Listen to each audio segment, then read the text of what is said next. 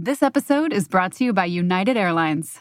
When you want to make the most of your vacation, book with United.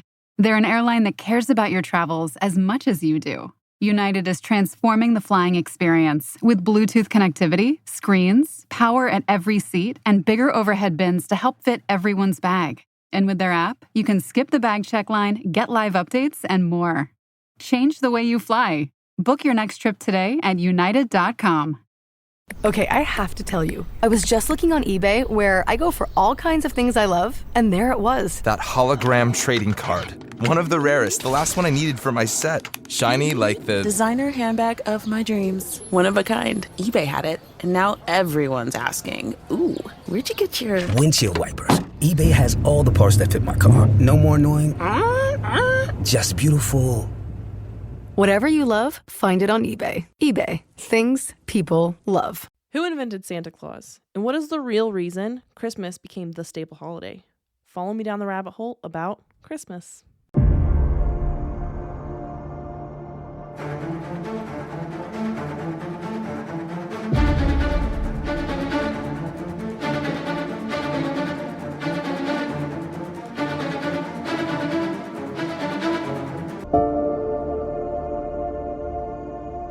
Hello, friends, and welcome back to the rabbit hole. I'm your host, Danny, and today we are talking about Christmas. This episode was not requested by any of you, which I am actually very surprised. You guys request all kinds of really good episodes. This one was not requested, but I love Christmas and 'tis the season. Although, fair warning, this may ruin your Christmas, so buckle up. But before we get started, I want to thank our sponsor, Wise Wolf Gold. If you guys are looking for silver and gold, it is that time of year, right? Visit rabbithole.gold for all your precious metal needs. You guys can get a subscription for as little as $50 a month. That's unheard of. So check it out. Also a fantastic gift because it is Christmas time, holiday time, whatever you celebrate. It's the time of giving. And who doesn't need silver and gold? Pretty sure there's a song about that. So let's jump in. Saint Nicholas was a bishop who lived in the 4th century in what is now Turkey. He was a very rich man because his parents had died when he was a kid and they left him with a bunch of money. So I don't know, like he must have just been an orphan. I don't know.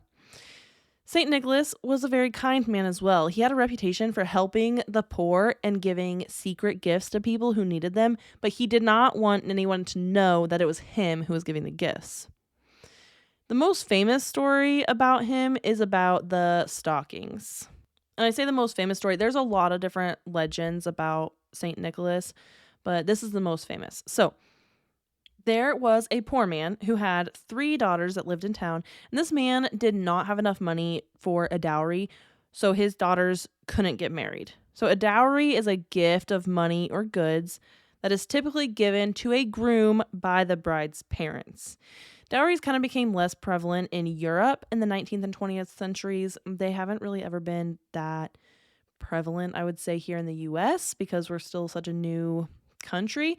But this is still happening in some countries and religions around the world. But I guess back in the 4th century, you could not get married unless your father had a dowry to give to your husband. Anyways, one night, Nicholas secretly dropped a bag of gold down the chimney of this poor man's house and into the house. And this bag of gold meant the oldest daughter could get married. So that was really promising. And at the time, it was pretty customary for people to hang their stockings by the fire to dry. And the bag of gold just happened to fall into a stocking. Later, a couple days later, however long, a second bag of gold was dropped down the chimney, and the second daughter could get married because now there's a second bag of gold and a second dowry. And the father was determined to figure out who was giving them this gold, who was gifting this so that way the kids could get married. So every night he would wait by the fire trying to catch the person that was dropping gold down your chimney, which honestly, I would be yeah, I'm not concerned. I would just like to keep receiving the gold. No, I'm sure the guy probably wanted to thank him for helping them out. Finally, one night, the dad caught Nicholas, and Nicholas begged this man not to tell anyone what he had done because he just didn't really want the public attention. And I'm not sure if it was just that or if it was I don't want anybody to be asking me for money, but I want to give gifts, because I know a lot of people like to do that. They like to give gifts anonymously, but also they don't want to be asked for gifts. Either way, it could go either way. Basically, he just wanted to keep his gift giving secret, but the secret just like doesn't stay a secret long. You know what they say, if you want to keep a secret between two people, kill one of them. I'm going to be on a watch list. Okay. And from then on, basically everyone who received secret gifts just assumed that it was from Nicholas. Like Nicholas had just left them a secret gift. That was nice of him. Due to his kindness and generosity, he was made a saint, which was awesome. Now he's Saint Nicholas. Unfortunately, during the persecution of Christians by the Emperor Diocletian, he was exiled from Myra, which is where he was living, but it's now Turkey. By the time Emperor Constantine was in charge, St. Nicholas was allowed to come back.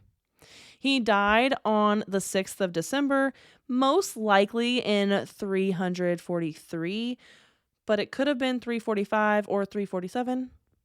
It's not really known which year he died in, but we know for sure he died on December 6th. He was made Saint of Children, which makes sense because he would give children gifts, but he was also made Saint of Sailors. And the sailors honored him each year on St. Nicholas Feast Day, which was December 6th. So the sailors would carry his statue from the cathedral in Bari in Italy out to the sea so that he could bless the waters and give them safe voyages for the following year. The reason his bones were in Bari is because they were stolen and then they were taken to Italy and then it was a whole thing. But anyway, so every year on December 6th, that's what they have, this St. Nicholas Day, basically. In the 16th century in Northern Europe, after the Reformation, St. Nicholas and his stories and the traditions became super unpopular. People were like, yeah, we don't like that guy anymore. But the tradition of having a person bring you gifts had kind of been set. So they needed somebody that would deliver the gifts, like a fictional gift deliverer. So in the UK, that person became Saint Christmas or Father Christmas or Old Man Christmas, depending on who you are. In France, he was known as Père Noël. In some countries like Austria and Germany, the present giver became known as Christ Kindle. And they depicted this character as like a golden-haired baby with wings, and it was supposed to symbolize the newborn baby Jesus. In many countries in Europe, they still do celebrate St. Nicholas Day. Dutch settlers were the ones that actually brought stories of St. Nicholas, or Sinterklaas, as they had started calling him, to the U.S. So Sinterklaas kind of died out in the early U.S. time, but St. Nicholas was gaining popularity again. People liked the stories of St. Nicholas and this guy that dropped things down the chimney and brought secret gifts to people in need. Like, that was awesome. And the German settlers actually brought over Christ Kindle, who became known as Kris Kringle. And I might be saying that wrong. You guys know my pronunciation is awful. I'm really sorry. So Sinterklaas became Santa Claus, and Kris Kringle was just another name for Santa Claus. So you have Santa Claus, Kris Kringle. That's kind of where we got all these names. St. Nicholas. My son actually asked me recently, because he's starting to understand Christmas. He's like, who is St. Nicholas? And I was like, he's also Santa. I don't know how to explain this, but now I have the history behind it. Not that a toddler would understand that, but anyway. So starting in the 1800s, poems and illustrations started to be drawn of Santa Claus. And they added the reindeer, and they started calling him chubby and plump. And Rudolph was first introduced in 1938 or 39, unclear. And so, like, he kind of created this whole, like, people just kept adding things to him. Like, he started getting rosy cheeks. He had the reindeer pulling his sleigh. And then at some point he was riding in a sleigh. And then he started flying in the sleigh and going to every little boy and girl's house. And, you know, the story just kept getting more and more until we have what we have now today. But how do we have what we have today, right? Because, like, it started to come from somewhere. Because St. Nicholas, he wasn't like this big chubby guy. He didn't wear red. He wasn't like, he never said ho, ho, ho. Like, how did we get here? Some say that Coca-Cola was involved. Now, Coca-Cola was born in Atlanta, Georgia on May 8th, 1886. A local pharmacist produced a syrup for Coca-Cola. He paired it with like carbonated water and thus a delicious and refreshing drink, right? John Pemberton, he was the guy that invented the syrup, had a morphine addiction from the Civil War, and when the Prohibition started in Atlanta in 1886, Coca-Cola was his response to this. The syrup included the African cola nut, and this is kind of what gave it its caffeine. With Uber Reserve, good things come to those who plan ahead. Family vacay? Reserve your ride as soon as you book your flights. To all the planners, now you can reserve your Uber ride up to 90 days in advance. See Uber app for details. This message is sponsored by Greenlight. We all know the old saying about teaching a man to fish, and as parents, we want our kids to learn the things that will set them up for success. So this holiday season, give kids money skills that last well beyond 2024 with Greenlight. Greenlight is a debit card and money app made for families, where kids learn how to save, invest, and spend wisely with parental controls built in. Sign up today at greenlight.com/Spotify. Greenlight.com/Spotify. It was first sold at Jacob's Pharmacy, and drugstore fountain sodas were popular at the time because people believed that carbonated water was good for their health. Pemberton had partnered with some businessmen in Atlanta, and they started selling versions of this product in other places. And that's when he kind of stepped in and was like, you guys can have the formula, whatever, don't care about that. But the name Coca-Cola belongs to my son, Charlie. He never said it belonged to him. He said it belongs to his son, Charlie.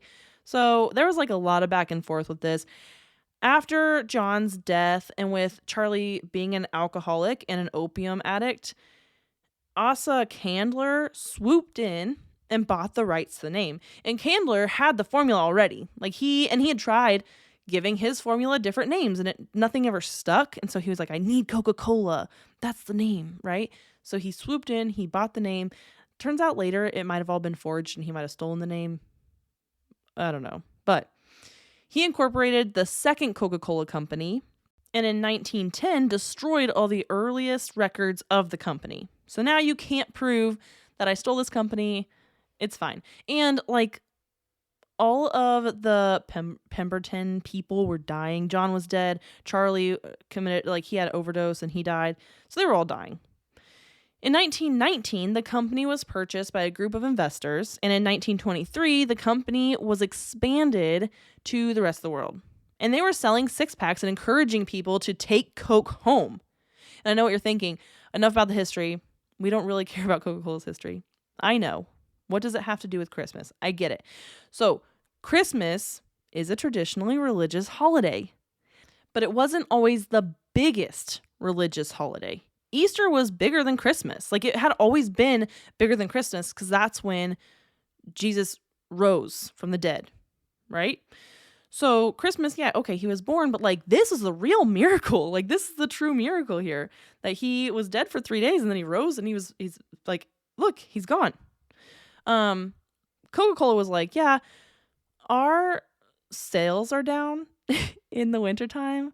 And in the summertime, we have no problem selling Coke, but it's the wintertime now and we just cannot figure out how to sell Coke. What the heck, man? Nobody wants to buy an ice cold Coke in the middle of the winter. So they had their artists draw up an ad that featured a big fat man with rosy cheeks and a white beard dressed in a red coat with white fur trim and a big black belt. And this jolly man was drinking an ice cold Coca-Cola. And these drawings, they used these drawings in Coca-Cola's advertising for 30 years. And because in the winter, St. Nicholas Day was celebrated, and the pagan holiday where they had traditionally given gifts. So you pair St. Nicholas with who is a gift giver with this pagan holiday where they're celebrating the winter solstice that they typically gave gifts as well. And you put it all together because Christ was born on December 25th. And here we go. We've got Christmas. And we've got this big fat guy with rosy red cheeks, and he delivers Christmas gifts all around the world while he drinks a Coke. Jolly old St. Nicholas. And of course, as the years have gone on, more and more corporations have jumped on board, and it has really turned into the most commercial holiday that there is. The most commercial holiday. I mean, They start with Christmas stuff back in like September, October timeframe, and they're targeting kids and they're targeting old people. They're like, get your wife the perfect gift. Don't buy her a washer and dryer. Buy her this fancy thing. Like, buy. Give us your money. Buy. And don't forget to get your ice cold Coca-Cola while you do that. Although now, don't forget to get your Starbucks.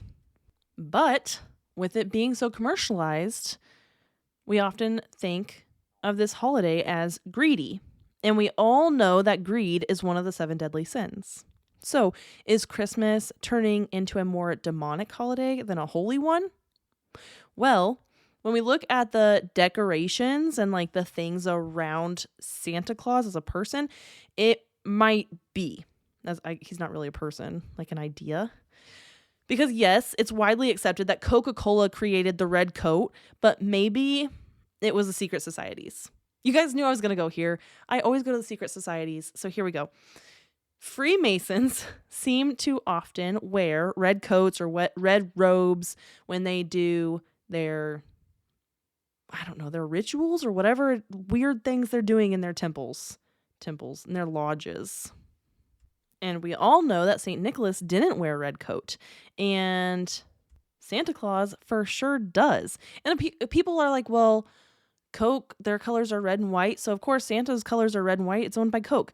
Well, the Masons also wear white gloves, and Santa wears white gloves, and they're wearing red coats, and Santa's wearing a red coat. Like, we could connect 2 dots 2 different ways. Why not both ways, right? Maybe the Masons own Coca-Cola, because that wouldn't surprise me either. So maybe the costume choices are just a coincidence, though, right? Like, maybe we're just reading too much into it, because I have been accused of that a time or two. But is it a coincidence that Santa and Satan are spelled with the same letters? And misspelling, which is something that kids do all the time, they misspell things all the time. It's shown in a couple of Christmas movies. It's actually super creepy. So in the movie Dear Santa, there is a letter that actually says Dear Satan, because kids misspell things. And so this Santa letter goes to Satan, and Satan actually, like, the devil appears. Or in the Santa Claus movie, and I can't remember if it's the second one or the third one, with Tim Allen, where the elves spell out, "We love you, Santa," but they actually originally spell "We love you, Satan," and then they fix it to say Santa, because that would be not right? Like, this is a Christmas movie. It's supposed to be happy. That's like a slight nod to the devil. And we all know how I feel about movies. They are telling us the truth, but wrapping it up as fiction. Like in a cute little bow with a little, like, oh, neat, it's fiction, haha. But it's actually the truth.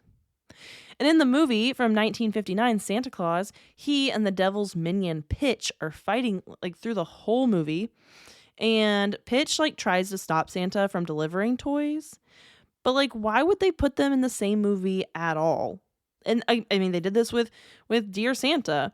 And we kind of see the same almost like theme with the third Santa Claus movie with Tim Allen, the one with Jack Frost.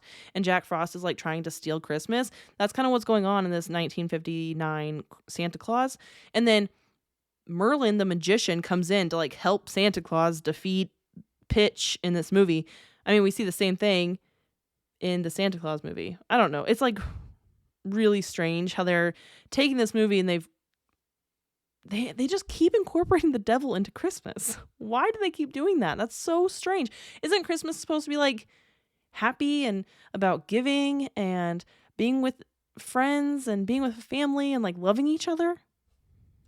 But I think like the most interesting thing about that 1959 Santa Claus movie is that they keep showing this star inside a circle. And I mean, there's like this big star inside a circle above Santa's desk, and it's depicted a couple times in the movie. Well, who else has a star inside a circle as a symbol? Just Baphomet, the deity that the Knights Templar used to worship. Baphomet is a goat demon, and he has a star on his head. So he's like got a like human body and a demonic head, and I mean, or like a goat head, and so it's like the devil goat. Super creepy. But again, why is this showing up in Christmas? So maybe Christmas really is about the devil and committing the sin of greed instead of about Christ like it's supposed to be. That's what makes the most sense to me, because they're making it real creepy. Now, don't get me wrong, Christmas is my favorite holiday. So just because I'm doing this episode doesn't mean I'm going to stop celebrating Christmas, but now I just know better, know more about the conspiracy. But next week, because it's Christmas, I am taking the week off, so I thought I'd ruin your Christmas this week to make sure that you guys have a beautiful Christmas next week, and you have enough time to, think about this and then still have a wonderful holiday. I will see you guys all the week after. So until then, my friends, happy holidays, and make sure you stay skeptical, because even Christmas has conspiracy theories behind it. Hey friends, The Rabbit Hole is an independent podcast with everything you hear done by me, Danny Mercy. I appreciate all of your support. Please rate and review wherever you're listening. If you want to follow us on Instagram, it's at rabbit.holepodcast. And thank you, Zakar Balaha, for our awesome intro.